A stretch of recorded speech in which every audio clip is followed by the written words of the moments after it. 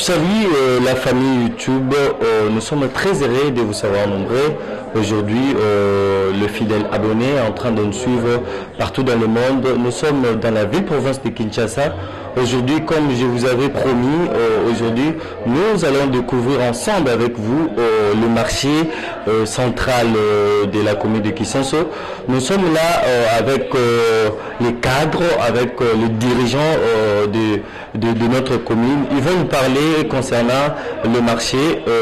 Continuons toujours de s'abonner massivement sur notre chaîne Shop Africa News TV. Je vous dis une fois de plus, Shop Africa News TV, une chaîne panafricaine. Vous-même, je pense que vous voyez comment les choses sont en train de passer. Bonjour, papa. Oui, bonjour, mon fils.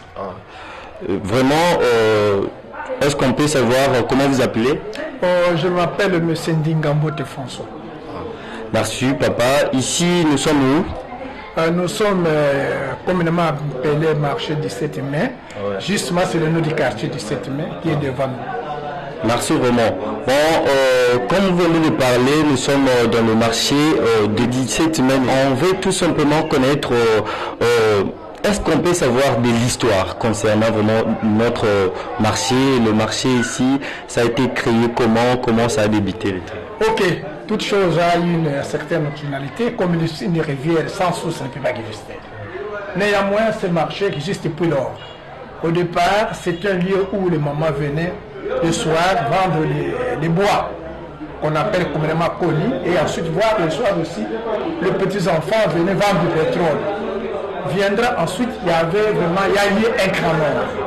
Et avec l'arrivée de notre partenaire belge, par l'intermédiaire de FC, on a eu l'idée de construire les marchés dont vous voyez devant. Bon. Il y a eu au départ, comme la population s'est agrandie, il y a eu au départ un responsable président du marché qui s'appelait Papa Ntoya. Je n'ai pas envie que son âme repose en paix. Après son départ, comme après avoir été décédé, il y a eu un second qu'on appelait Papa Wamiou, qui habitait en face du quartier 17 mai. Celui-là encore réparti. Ensuite, nous avons la troisième personne qui est là, présente, la maman Labé. Malheur pour aujourd'hui, elle est handicapée, elle est fiévreuse, elle est à la maison, elle n'est pas avec nous. Mais le marché existe depuis 2005. D'où le travail était concrètement terminé.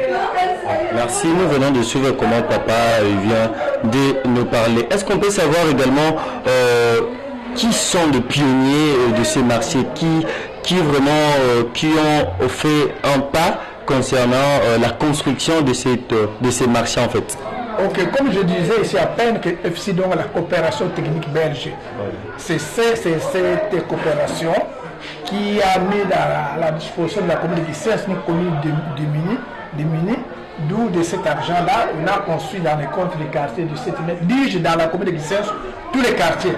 Sur 17, je peux dire que 14 à 15 ont été construits par cet ONG-là.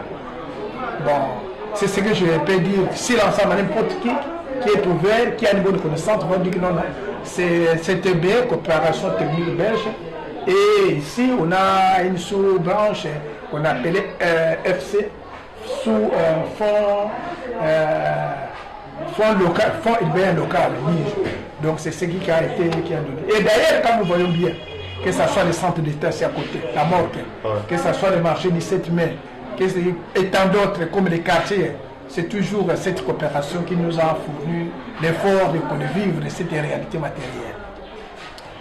Merci vraiment pour une autre question. En fait, le vrai nom de ces marchés, c'est quoi en fait? Parce que les autres disent que les marchés, c'est le marché d'État, les autres disent que Windsor Prince, il y a beaucoup de noms. Est-ce qu'on peut vraiment comprendre, connaître la véracité les noms vraiment de ces marchés? Ok, quant à moi, officiellement, c'est le marché 17 mai. Alors, à ceux qui disent que le marché, oui, c'est parce qu'au départ, il y avait, d'abord sur le terminus, il y avait des bitumes. Alors, les anciens connaissaient jusque-là que non, il y a des terminus, il y a des bitumes qu'on appelle la Prince. Ça, c'est la première vraiment chose à retenir. Bon, quand le nom, parce qu'au départ, ces quartiers s'appelaient 24 novembre. Mais après, suite à l'arrivée de la fidèle, où les quartiers étaient dénommés, débaptisés le 7 mai, le marché rapporte, et d'ailleurs le marché est inclus dans le quartier 17 mai. Comment on peut appeler ça Windsor Prince? Mais le marché de commune Windsor Prince, c'est peut-être à 50 cm qui fait limite avec 3 quartiers. Nous avons de l'autre côté les quartiers musulmans, et de l'autre côté à gauche, quartier mission. Et nous qui sommes ici, c'est le quartier 17 mai. Et le marché est dans l'enceinte du quartier. Voilà. Donc le quartier officiellement, le marché officiellement, c'est le marché 17 mai. Merci vraiment pour votre connaissance. En fait, on veut également connaître l'évolution de ce marché, de sa création, comment ça évolue, est-ce que les choses marchent normalement ou ça tient pas. On veut justement comprendre, connaître l'évolution. Ok, merci. Quant à la façon, dit-on, d'où les activités marchent dans l'ensemble des marchés, c'est comme ailleurs. Il y a de bonnes périodes. Comme aujourd'hui, je viens de faire un rapport, d'où la hausse des prix prime. La hausse des produits prime. Parce que nous connaissons, vous et moi, l'évolution des dollars. Parce que même la botte auparavant était volumineuse. Aujourd'hui, vous voyez une petite quantité vendue. Un prix, peut-être la maman, une ménagère, quand il a un de 3 000, 5 000, il ne peut pas faire face à cela. Cela veut dire le marché est là, mais en tout cas, le temps est très dur pour que une personne puisse faire son marché pour lui. C'est difficile.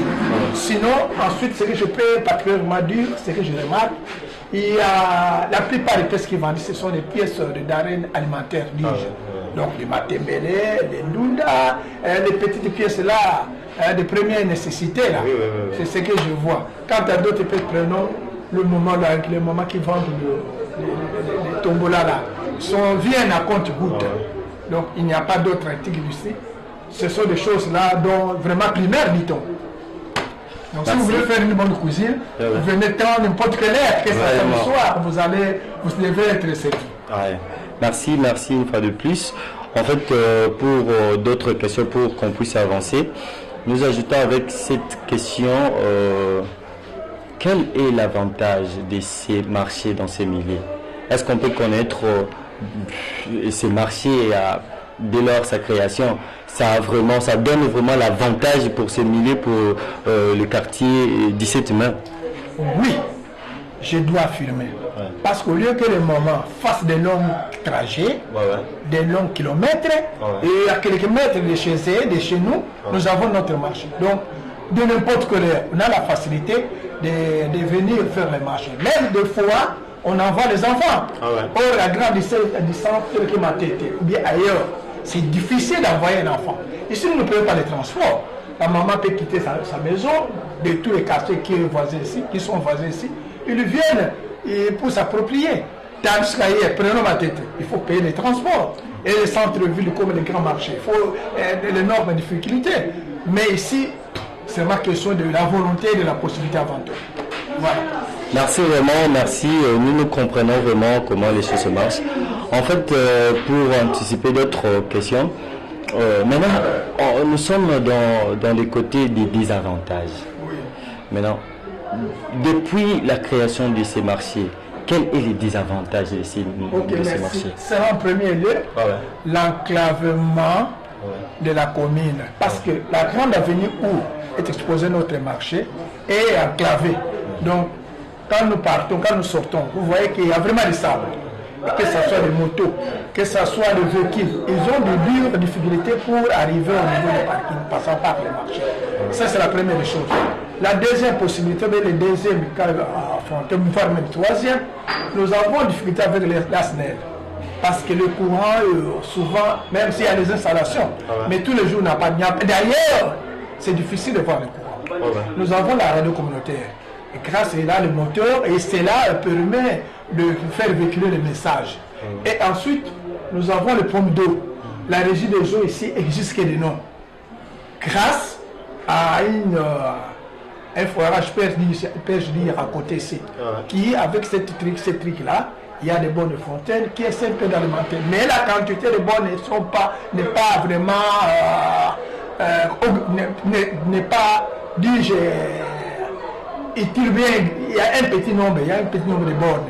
Alors vous voyez que quand vous voyez, il y a là une borne ici, encore pour avoir une autre, moins de 3, 5, 6, 7 au-delà de rue pour aller voir encore une autre. Donc la population vraiment a une grande difficulté pour s'alimenter en nom de ces forages. Merci. Nous sommes vraiment presque à la fin. Ça reste, je pense, une seule question. Pour finir, maintenant, qu'est-ce que vous, en tant que les dirigeants des quartiers de Kisanso, qu'est-ce que vous dites en fait aux dirigeants ou hiérarchie, hein? Qu'est-ce qu'ils peuvent faire pour vous en tant que commune, en tant que membre, en tant que dirigeant, vous demandez quelque chose pour bien gérer votre quartier ou commune? C'est des questions dont vous-même vous pouvez donner la réponse. Parce qu'en premier lieu, nous faisons, soit pour le désenclavement de la voie publique ici, nous faisons mention, que ce soit l'ASNEL, nous faisons mention, que ce soit prenons l'ASNEL, prenons le courant, les enclavements, tout cela, en tout cas, nous faisons rapport. Même la hausse des prix. Quand il y a une légère augmentation, nous faisons rapport à l'autorité communale. C'est-à-dire maintenant, après avoir rassemblé les rapports, cela n'est pas à notre niveau, il sait bien que tous les rapports sont là, il fait lui à son tour les rapports à l'autorité de ville, avant que ça soit centralisé de son tour au ministre de l'Intérieur. Voilà le problème. Merci, vraiment nous sommes à la fin de notre émission d'aujourd'hui. Je pense que nous tous nous venons d'écouter comment le chef du quartier, comment il vient de nous expliquer les choses comme ça se passe ici dans le quartier du 7 mai. Nous avons découvert comment les choses se passent. Je pense que maintenant là, nous sommes au courant de tout ce qui se passe dans la commune et dans le marché. Vraiment, nous vous disons une fois de plus, si vous avez vu tous ces genres de choses, nous remercions la première à notre caméraman Jika. Deuxièmement, nous disons merci vraiment à notre dirigeant Papa Ndingambote, comme il vient de nous recevoir.